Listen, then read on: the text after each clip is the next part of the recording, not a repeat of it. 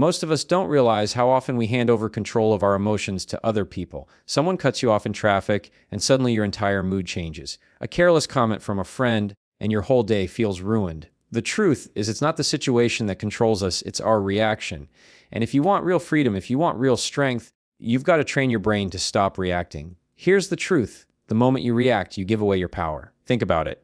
Every argument you snap back at, every insult you take personally, every situation that gets the best of you, it's not the event, it's your reaction that costs you peace. So how do you stop? You train just like a muscle. Step 1, notice. If you don't catch yourself in the act, you can't change it. Awareness is the doorway. Step 2, pause. A single breath between the trigger and your response can save you from hours of regret. Step 3, shift. Ask yourself, do I want to add fire to this? Or do I want to put it out? Logic over impulse. And here's a secret. Most of your overreactions come from protecting your ego, not solving the problem. That's why people regret what they say in anger, because anger isn't clarity. Instead, reframe it. Every trigger is an opportunity to practice control. Every insult is a test of your discipline. And if you want real mastery, choose curiosity over conflict. Instead of, how dare they say that? Try, what made them act that way? It disarms you. It puts you in control. You don't train your brain to stop reacting in one day. You train it every day, pause by pause, breath by breath, choice by choice. And the day you stop reacting, you stop being controlled. Awareness is where everything begins. You cannot control what you don't even notice. Most people live on autopilot. They react before they even realize they are reacting. Someone says something offensive, and before they've had a single conscious thought, their tone is sharper, their body is tense, and their emotions are already running ahead of them. That's not choice. That's conditioning. And when you live like that, you're not in control. You're just a passenger being dragged around by every situation that comes your way. Awareness is the moment you step into the driver's seat. It doesn't mean you'll never feel emotions. It doesn't mean you'll never feel anger, frustration, or disappointment. Those feelings are natural. But when you are aware, you can see the emotion as it rises instead of being swept away by it. You begin to recognize the signals your body gives you, the tightness in your chest, the faster heartbeat, the urge to speak before you've thought. Those are cues, and awareness trains you to notice them before they control you. The challenge is that awareness feels small at first. It's just a pause. Just a moment where you realize, I'm about to react. But that pause is the doorway to everything else. Without awareness, you have no chance to pause. Without awareness, you can't choose logic over emotion. Without awareness, you keep repeating the same patterns because you don't even catch yourself in the middle of them. Training awareness is about slowing down enough to observe yourself. That means paying attention to your triggers. What situations make you snap? What kinds of words push your buttons? What type of people test your patience? Once you see the pattern, it's not a surprise anymore. You'll know it's coming. And when you know it's coming, you prepare yourself to handle it differently. Awareness also demands honesty.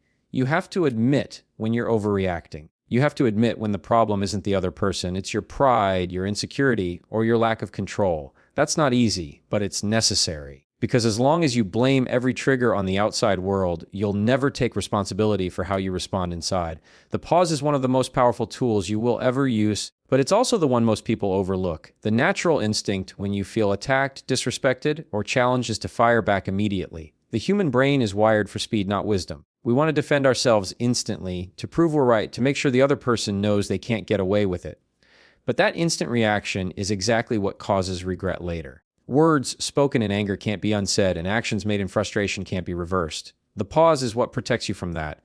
The pause doesn't have to be long. It can be a single breath. It can be a count of 3 in your head. It can be that small stretch of silence where you allow your brain to catch up with your emotions. Because when your emotions lead, you lose perspective. But when you pause, you give your mind a chance to evaluate the situation before you pour gasoline on it. A moment of silence might feel uncomfortable at first, but silence is not weakness. Silence is strength. It shows that you're not a puppet pulled by strings, but someone who can control their own tempo.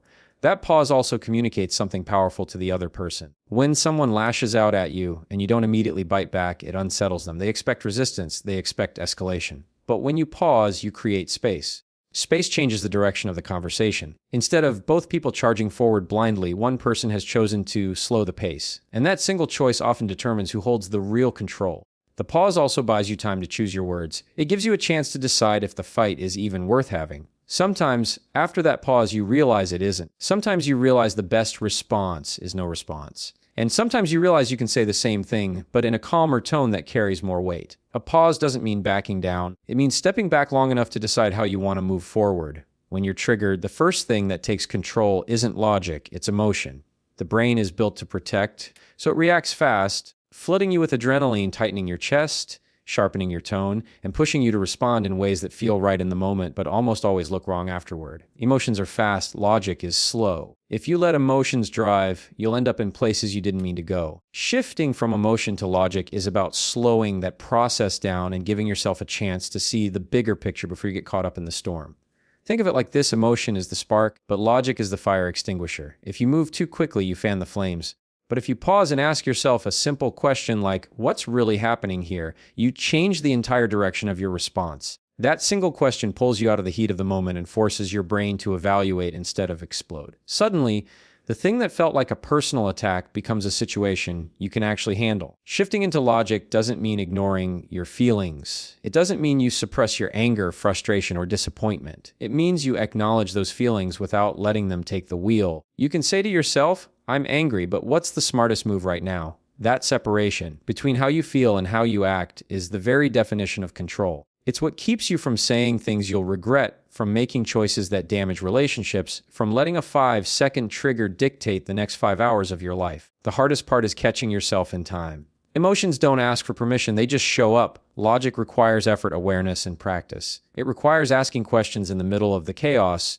Is this worth the fight? What outcome do I want here? Am I trying to win or am I trying to solve? Those questions shift your brain away from pure reaction and toward thoughtful response. That's where power is. Because the person who can stay logical in an emotional situation always has the advantage. Your breath is the remote control for your nervous system. When you're triggered, your body doesn't wait for permission. It reacts instantly. Your heart rate spikes, your muscles tighten, and your thoughts start racing. It's the fight or flight response, and it's designed to keep you alive. The problem is, most of the time you're not in danger, you're just in a disagreement, and your body doesn't know the difference.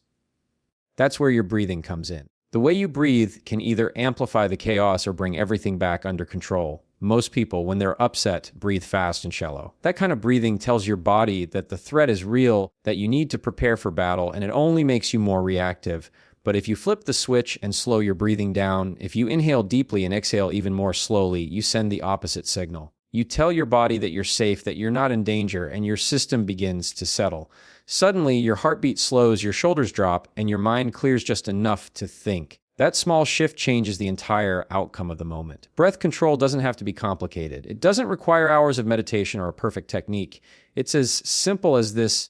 When you feel the rush of emotion, stop and take one slow, deliberate breath, in through your nose, out through your mouth. Then do it again. The first breath interrupts the reaction, the second one calms the system, and by the third, your mind is ready to make a decision instead of a mistake. The best part is, your breath is always available. You don't need a quiet room, you don't need special tools, and no one around you even has to know you're doing it. In the middle of a meeting, during an argument, sitting in traffic, your breath is right there, waiting to anchor you.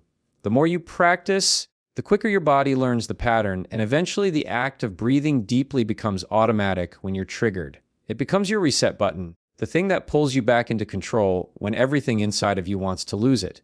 Triggers are not always the problem. The way you see them is, most people treat every trigger like an enemy. Someone cuts them off in traffic, and immediately it's war. A coworker makes a sarcastic remark, and it ruins the entire day. A family member pushes the same button they've pushed for years, and the cycle repeats itself over and over. When you see triggers as threats, you will always react, but if you learn to reframe them, they start being landmines and start becoming training grounds. Reframing a trigger is about shifting perspective. Instead of thinking, why does this always happen to me? You start to think, this is my opportunity to practice control. Instead of feeling attacked, you begin to see it as a drill. Every time you get triggered, you have a chance to strengthen the muscle of patience, self-control, and clarity. And the more you practice in small moments, the stronger you become when big challenges show up. That's the hidden value of triggers. They expose where you still need growth, and they give you a place to train. This shift in perspective doesn't make the trigger pleasant, but it does make it purposeful. The comment that would normally offend you becomes a test of your composure. The rude driver becomes a reminder that you can choose peace over anger. The frustrating delay becomes a lesson in patience. When you stop seeing triggers as personal attacks and start seeing them as practice sessions, you strip away their power. They no longer dictate your mood, they highlight your progress. The truth is, life will never run out of triggers. People will always say careless things. Situations will always arise that don't go your way, and emotions will always be stirred. You cannot control the world into silence or perfection. but you can control how you frame what happens. If you look at every trigger as proof that you're losing, you'll feel defeated every day. If you look at every trigger as a moment to sharpen your self-control, you'll start to welcome them as chances to grow stronger. That's how reframing works. It doesn't change the situation, it changes the meaning you attach to it. And meaning is everything. Most of the reactions we regret don't come from the situation itself, they come from our ego. The ego is that part of you that always wants to be right, that always wants the last word, that feels attacked whenever someone disagrees with you. It's the voice that whispers, "They can't talk to me like that," or "I need to prove myself right now." And the truth is, that voice is what drags you into arguments that never needed to happen and conflicts that only leave you drained. Detaching from ego doesn't mean you stop caring about yourself. It means you stop letting pride drive your behavior. The ego is fragile, it reacts to protect itself, not because it's strong, but because it's insecure. That's why someone can say one small comment and it stays in your head for hours. That's why a stranger on the internet can make you angry even though they don't know you at all. It's not the words that have power, it's the way your ego interprets them. When you detach from ego, you begin to see that most things people say or do aren't truly about you. They're about their own mood, their own frustrations, their own perspective. The moment you stop making everything personal, you stop reacting so quickly. A sarcastic tone no longer feels like an attack. It feels like a reflection of the other person's state of mind. A disagreement no longer feels like disrespect. It feels like two people seeing things differently.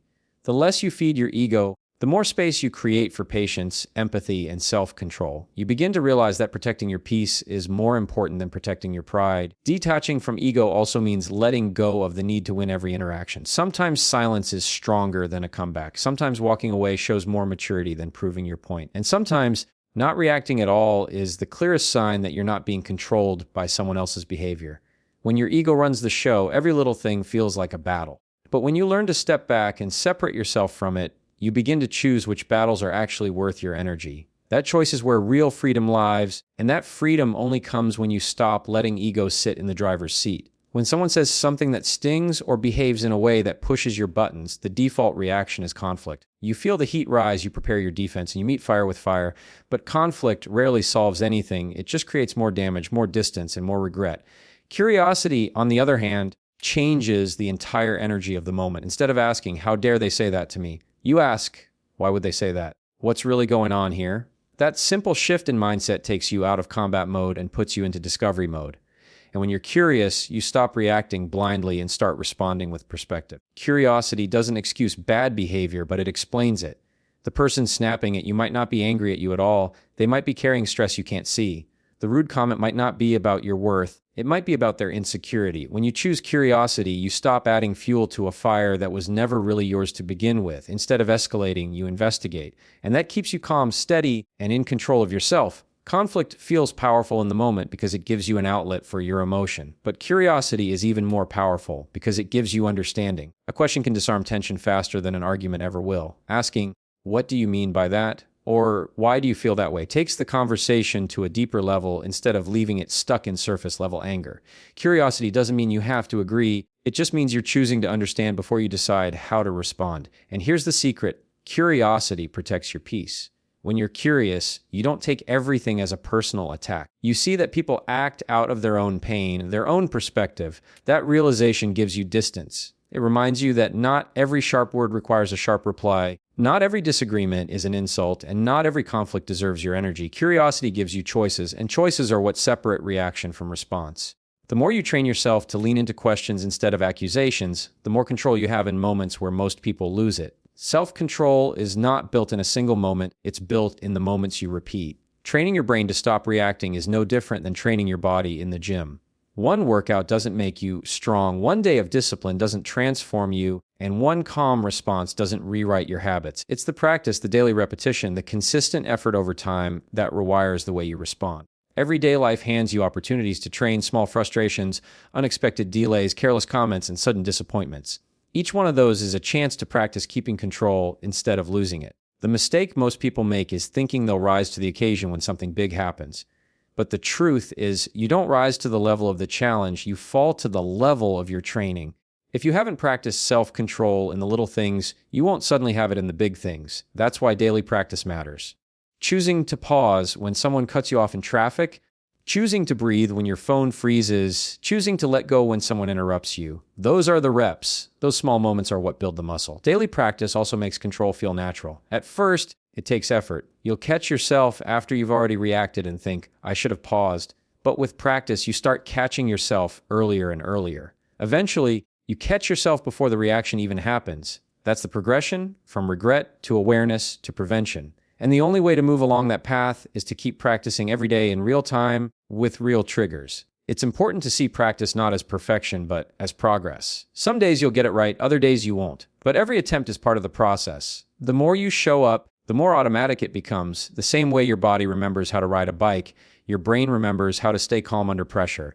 And with enough repetition, self-control stops being something you force and starts being who you are. The daily practice is what transforms controlling your reactions from a skill you're learning into a natural part of how you live. At the end of the day, training your brain to stop reacting isn't about being perfect, it's about being intentional. Awareness, the pause, shifting into logic, breathing with control, reframing your triggers, letting go of ego, choosing curiosity, and practicing daily. These aren't just steps, they're habits. And habits are what shape who you become. Every moment you choose response over reaction, you take your power back.